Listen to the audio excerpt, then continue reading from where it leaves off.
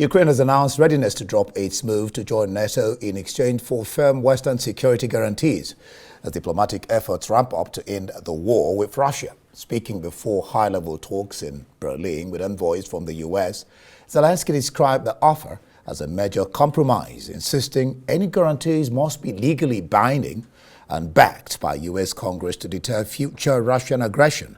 However, Zelensky is very much against proposals reportedly pushed by Washington for Ukraine to give away any of their territory to Russia, especially in the eastern Donetsk region. Zelensky says Kiev will not withdraw its forces or accept a demilitarized zone that leaves Russian troops in occupied areas, arguing that a freeze along the current line of contact is the only fair option.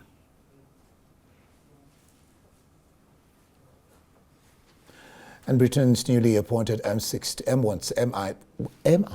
boss, Blaise Metraweli, has issued a stark warning that Russia poses an aggressive, expansionist and revisionist threat. Marking her first public address since taking office in October, Metraweli, the first woman to lead the agency, stressed that Moscow's export of chaos would continue until its leadership is forced to alter its approach, reiterating Britain's enduring support for Ukraine amid ongoing peace talks in Berlin.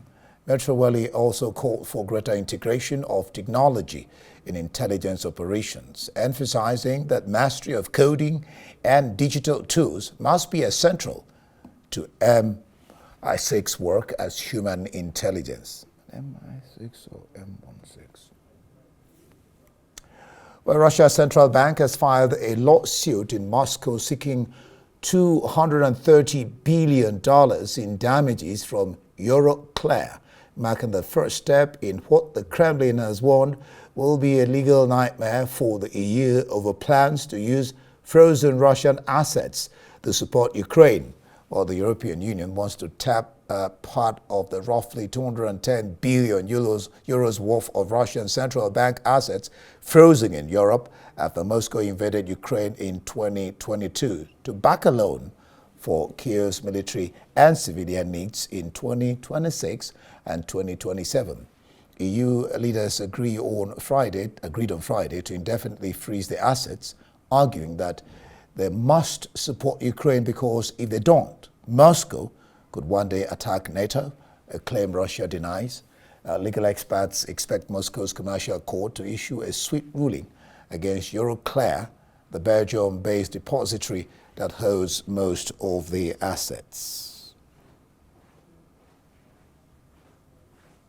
Well, for assessment of the latest developments around Ukraine, I'm joined now on the line from London by the author and international affairs analyst, Dr. Marek Laskiewicz. Marek, glad to have you. Glad to see you again. Glad to have you on the program. Good evening. Good evening to you. Well, let's start from what Metraweli is saying. What's your sense of the hybrid warfare, which involves use of cyber attacks and drones, and Russia's proxies, and Russia being fingered to launch attacks near critical infrastructure in Europe? Oh, all that is quite true as far as I can tell. I would go further. Russia has even plans which can go further than that. The problem is the Russians now have been at war for some time before them, were preparing for war, so they are ahead of other nations in this respect in Europe. And so the head of MI6 is quite right in what she warned about. Some are saying that Russia poses acute threat in these areas. How can Russia really be curtailed, and how much of a threat is Russia indeed?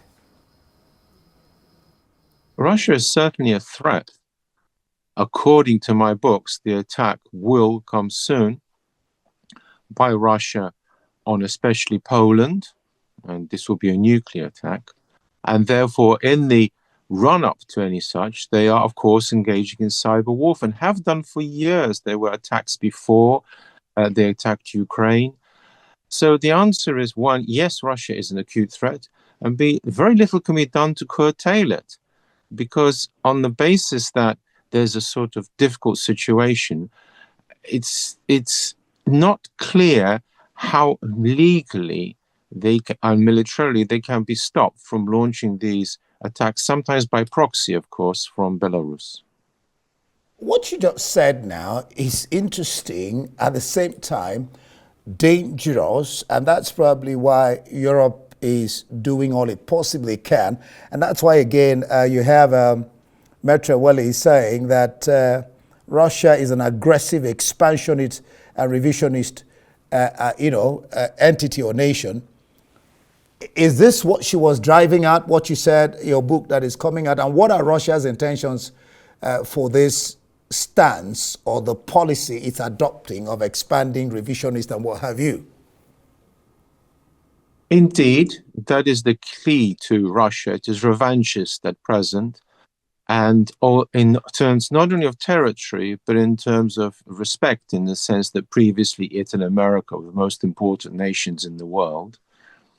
And from all these points of view, it is, of course, trying to expand at present in Ukraine and looks to be winning there.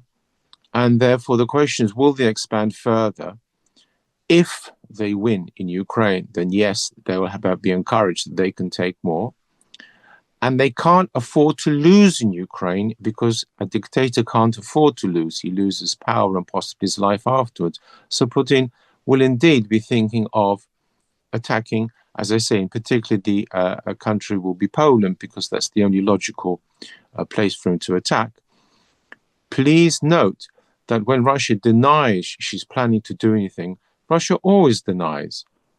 She never said she would attack Crimea, never said she would attack Ukraine. In both these areas, they're simply special operations as far as Russia is concerned, never uses the word war.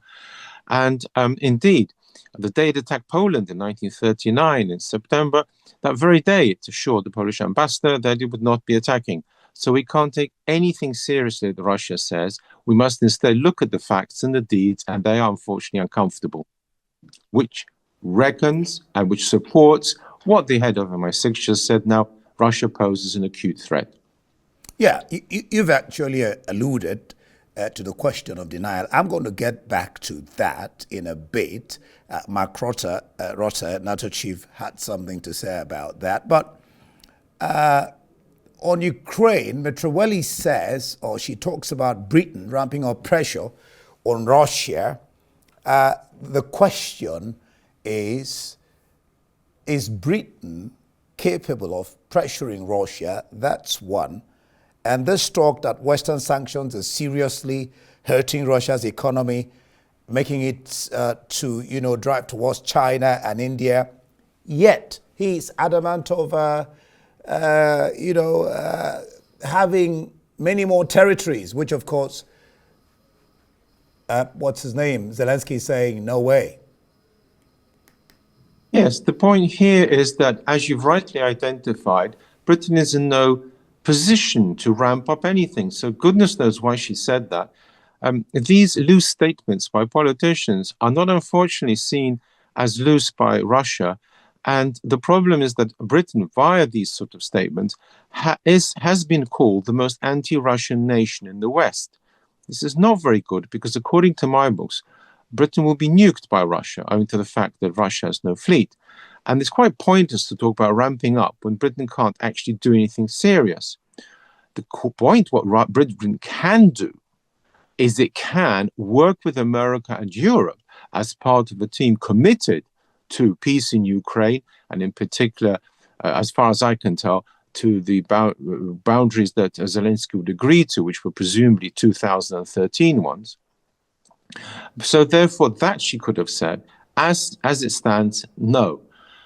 And the point about sanctions, which you've made here, is that I said this from the first day of the war. Sanctions no much good against Russia, because A, she is very big, and B, and this is a very important point, she is not a business nation. The Russians are, how can I put it, they can put up with a great deal of hardship, if hardship there be, because please note, it's not that bad in Russia, however the West paints it, from what one can tell. They're not like Americans who have deprived of their latest lollipop, who might crack up. Russia has been through very serious, very dangerous wars in its history, and has survived by pulling through And therefore, this is just one more war for them like that. So sanctions, even if they were properly implemented, would have a problem. And they're not even being properly implemented because of China and India, to name but two, are trading with Russia. Yeah, before I go to my next question, let me bring up the issue you mentioned, the issue of Britain, America, and Europe. There seems to be a snag here, which seems to be, I don't know whether to call it Herculean, the fact that Trump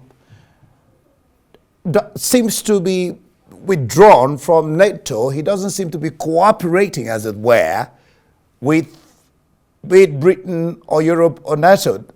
That seems to be a very big snag. What do you think? That is indeed quite true, that Trump does not see his future as lying with Europe and only with Europe. And this is by no means unusual to Trump. One of the problems we have is Trump gets such a bad press that the impression is he's just inventing, plucking out of thin air all these policies. They're not. America was isolationist before. One of the reasons why Hitler got as far as he did was because America took no part in World War II until 1941, please note. And therefore, it follows that he is simply echoing the American isolationism, and also America does have other potential enemies like China. Moreover, Europe is an old continent, and the American views of Europe are somewhat mixed, added to which that Europe is not, how can you put it, in the same league as Russia or China, militarily or financially or anything. And so there's no obvious reason from those points of view, sheer interest, why America has to go with Europe. However, it is a change since the last, how can you put it, World War II. America's underwritten all Europe's security, and Europe has not really paid its way. Another point which irks Trump.